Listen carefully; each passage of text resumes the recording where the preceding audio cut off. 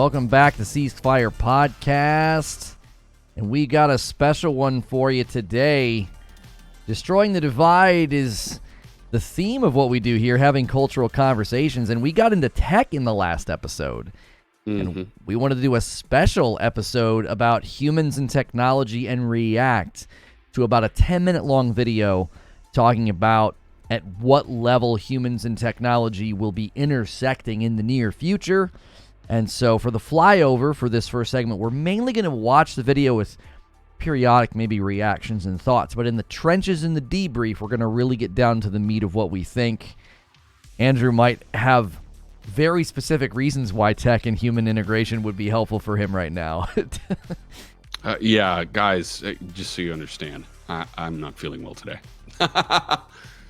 Yeah. Sore throat. Really bad. Well, we skipped a week, too. They don't know that because when these finally go out, they'll have no idea. Yeah, that we and skipped a last week I was vomitous. So, I've just had a rough week. Yeah. We can do an episode when he feels crummy, but we didn't want to do an episode where he would be, Ralphing. So we... I mean, it might have been cool. I offered. I would not have been able to do it, and the audience at home might have thought it was great, but I would have been miserable having to deal with it. I can't be I get I'm sympathetic. Sympathetic Ralpher.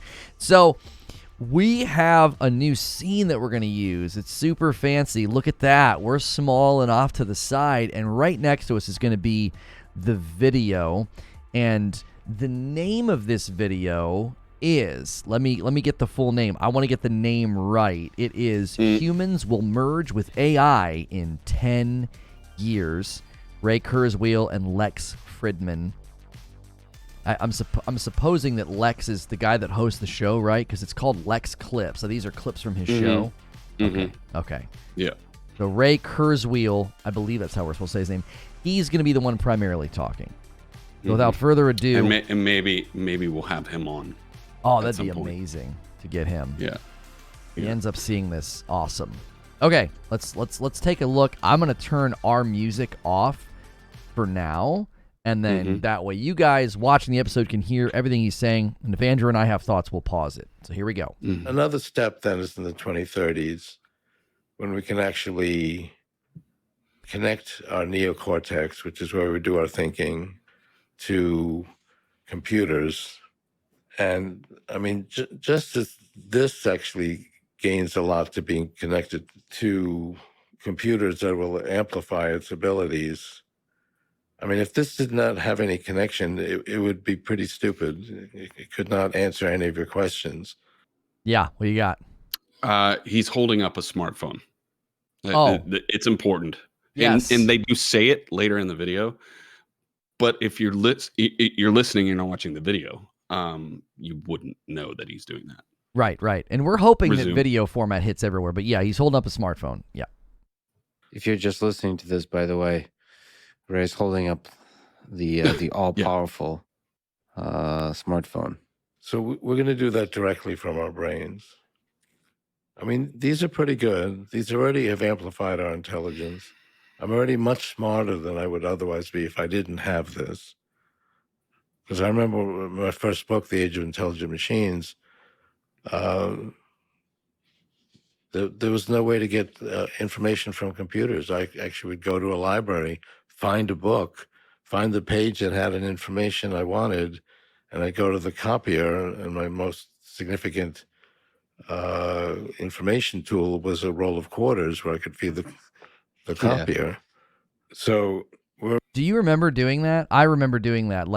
Yes. Anytime I had to do a research project or a research paper, and I don't know what that's done to my brain, but information is no longer at arm's length. I don't have to go searching. I saw somebody joke once that if you were sitting around with your friends 10 years ago and you couldn't remember the name of the actor in that show, you just didn't get to figure it out, right?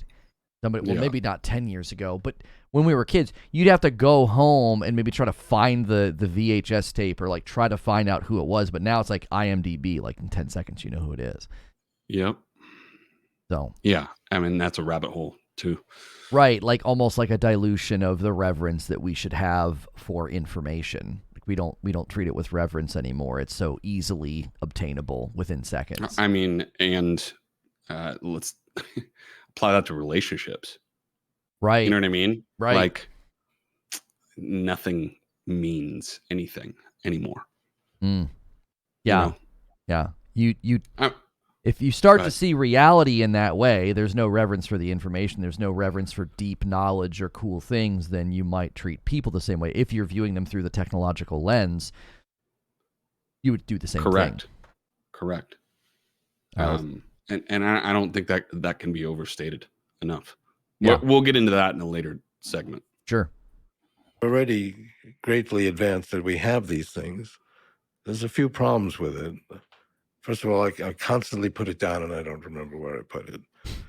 I've actually never lost it, but you have to find it and then you have to turn it on. So there's a certain amount of steps. It would actually be quite useful if someone would just listen to your conversation and say, oh, that's, so-and-so actress, and tell you what you're talking about. So going from active to passive, where it just permeates your whole life, Yeah, exactly. the way your brain does when you're awake. Your brain is always there. Right. Now, that's something that could actually just about be done today, where it would listen to your conversation, understand what you're saying, understand what you're not missing, and give you that information. But another step is to actually go inside your brain. Yeah. And there are some prototypes where you can connect your brain. They actually don't have the amount of bandwidth that we need. They can work, but they work fairly slowly. Pause that really quickly. Yep. So there's a formula to the idea of singularity or transhumanism, and you need a certain amount of computing power added to. Gosh, it's escaping me right now. But him bringing up the idea of bandwidth or computing power is kind of the missing element between us and singularity, essentially. That was my thought.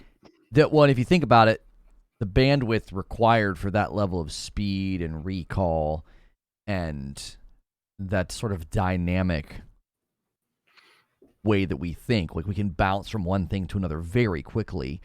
That doesn't surprise me that that's one of the hang-ups. And then the bandwidth needed, the speed with which they would need would require technology that would probably be pretty cumbersome. Like if you were going to try to wear it or like put it in somebody's brain, it would probably be pretty big. Even though computing power, gets better and better and the pieces get smaller and smaller, the bandwidth speed is an interesting snag that they're running into. So if it actually would connect to your neocortex, and the neocortex, which I describe in How to Create a Mind, the neocortex is actually, it has different levels. And as you go up the levels, it's kind of like a pyramid. The top level is fairly small. And that's the level where you want to connect these brain extenders. So I believe that will happen in the 2030s. We will actually. So just the way this is greatly amplified by being connected to the cloud, we can connect our own brain to the cloud and just do what we can do by using this machine. Do you think it would look like the brain-computer interface of like Neuralink? So would it be? Well, Neuralink is an attempt to do that. It doesn't have the bandwidth that we need. Yet, right? Right. But I think, they're going to get permission for this because there are a lot of people who absolutely need it because they can't communicate. I know a couple of people like that who have ideas and they cannot move their muscles and so on. They can't communicate. So for them, this would be very valuable. But we could all use it. Basically, it'd be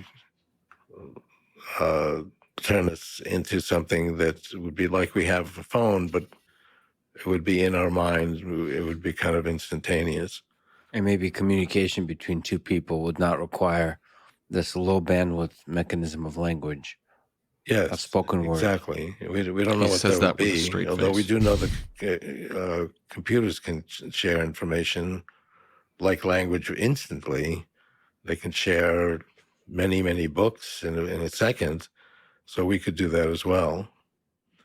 What's funny too is that he's saying this with this, it's coming, 2030s. He thinks it's going to happen. Mhm.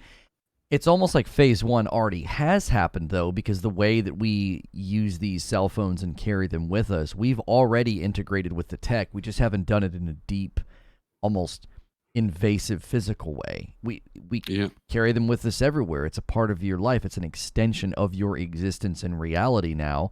And the way that we communicate with other people, that's the primary means that we do it. So it's already happened. Phase one of this, tech integration with the human mind, it's already taken place.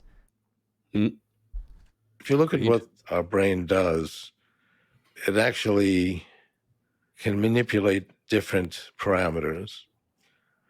So we talk about these large language models. I had written that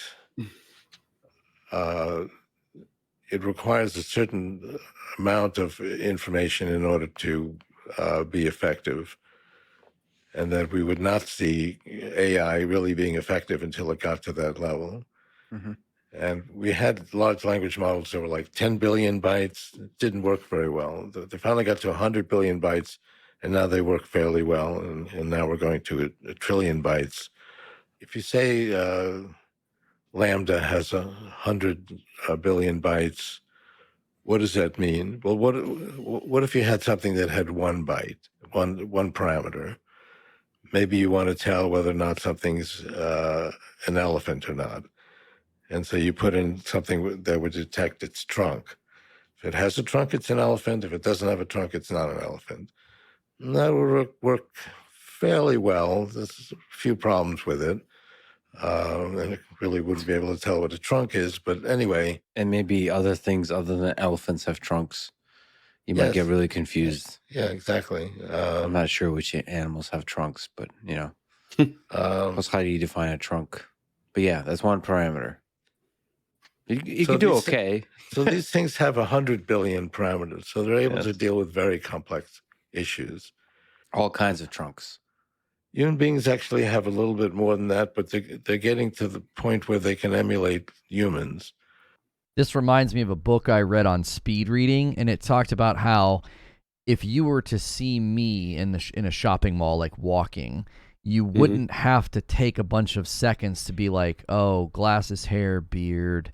You know instantly it's me. You see all of me, and in that instant you know that it's me, which is kind of what he's talking about, like the ability for us to take the billions, trillions of parameters of reality, and we can look at something and we instantly know what it is. And if we don't understand it, we still have probably some frame of reference for what it is. And this speed reading book was talking about that, like training your mind to look at the page and take in the words at a faster rate, because a certain percentage of the words on the page, you know them already. They're common words like the word the. And so having something like that would be able to look at reality and look at it and acknowledge it and break it down as quickly as we have, that will be something I would think that would help people with all sorts of, problems with their brains and stuff.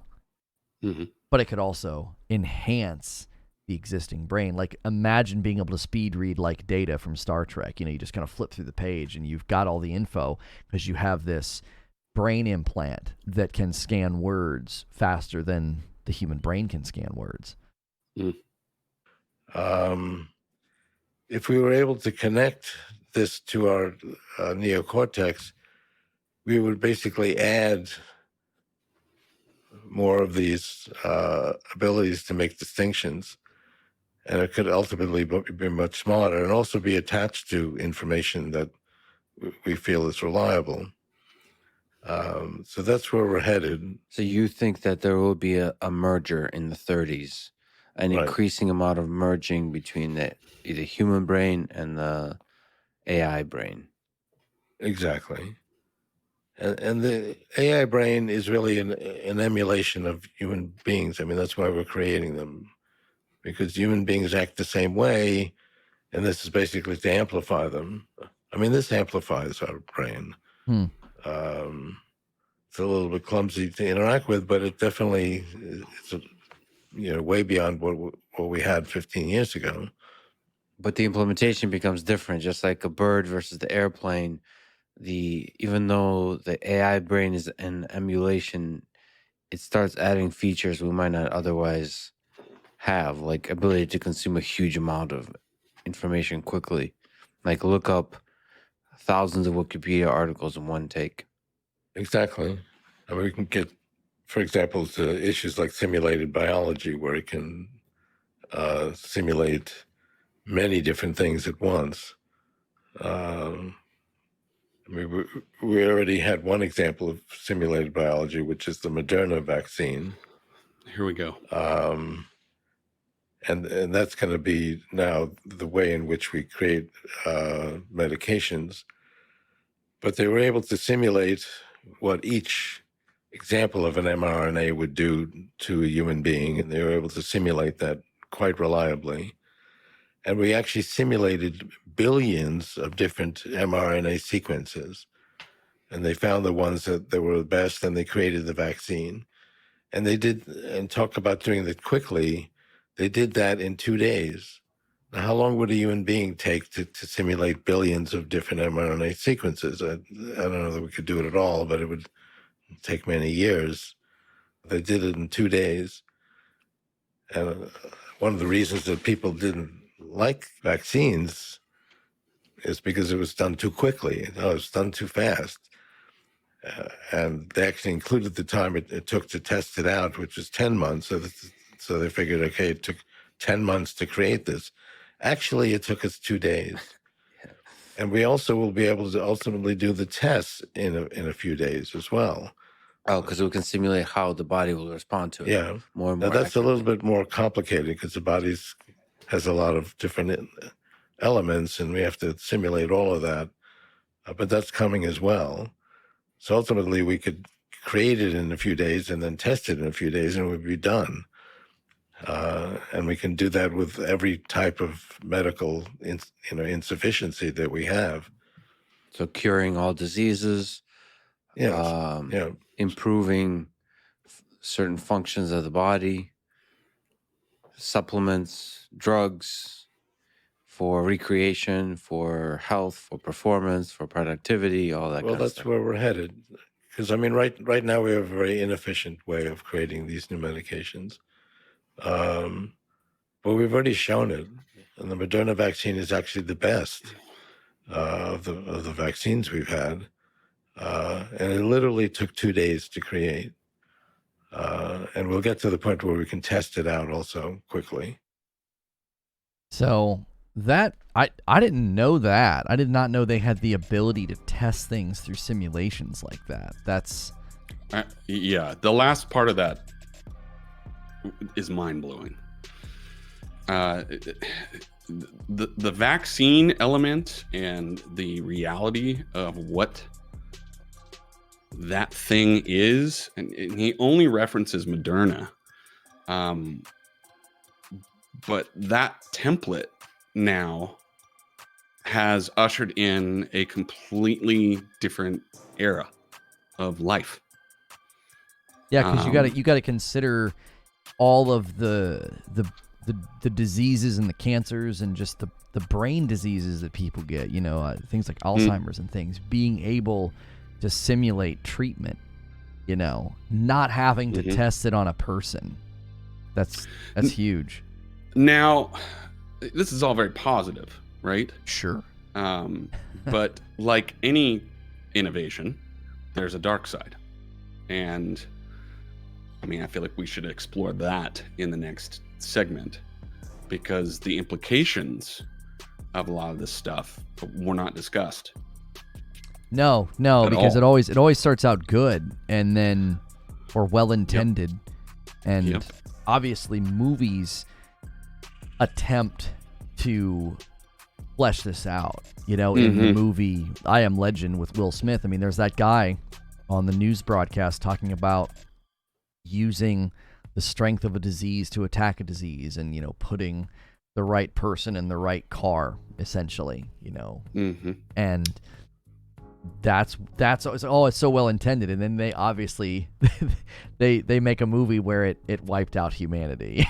The thing that they came up with. Right. So where we're going here is a discussion of why do human beings innovate, and what is our nature? You know, the nature of man is the question, and there really are only two schools of thought on that. I guess you know, if you want to dance in the middle, there's a third school, but we're either coming from the angle of humanity's good by nature, or we're selfish by nature. And depending on where you stand with that question, it kind of dictates reality. You know what I mean? It doesn't just dictate reality, it would dictate the way that you would attempt to constrain potential realities, because you would be cautious, you would be considering where certain things would take us. And you know, if I was making a case, if I'm thinking like a lawyer, which I'm not a lawyer, but if I was thinking like a lawyer, and this is on my radar, because I've been referencing Star Trek a lot, because my wife and I've been rewatching it, and like I think it was like in the first episode, Q, the Next Generation, like which? Yes, the Next Generation. Okay. And Q puts humanity on trial, basically. Yeah. Arguing that humans don't deserve to continue, and Picard is arguing that humans have become great and better, and they've shed their problems, right? They're not violent and destructive any longer, which they're always wrestling with that in the show. Will their mission and the Prime Directive and the changes that they've made, will that actually usher in this new great era? And it always seems as though they struggle to usher in that new era. Somebody betrays somebody lies, somebody does something that they shouldn't do. So if I were doing that, you know, if I was putting humanity on trial and saying, is humanity good or bad, there's just way too... The amount of evidence that is against us is just... It's insurmountable. The history of humankind... Yeah, just look in the rear view. And if you're always saying it's the result of external causes, then that would make sense to have such a large amount of faith in technology. That's an external cause that could fix everything, right? Is it lack of money, lack of education? Is it lack of technology? Are these people just uncivilized? And if that's the fundamental problem with humankind or mankind, is that it's all these external causes, we just need to fix the external things, then you're going to run, I think, farther with technology than someone who thinks differently might. Like, if we look at humanity differently, we would say, no, this is not the solution to man's problems. On that note, I think we should jump to the next segment. Yeah, because I think that's where we're going. That's where we're going. We got to talk about that. So during the break, I'm going to go treat my illness with gargling. Yeah. So he's going to do that. We're going to take a brief break. So if you enjoy these flyovers, these samples, I hope that you've chosen to do the trenches or the debrief. We feel like those are a great way to segment the content, as well as make it something that you can support where you see the value. So thanks for listening to the opening flyover here of Humans in Tech, a reaction, and we'll see you on the other side in the trenches in the debrief. Thanks so much for listening.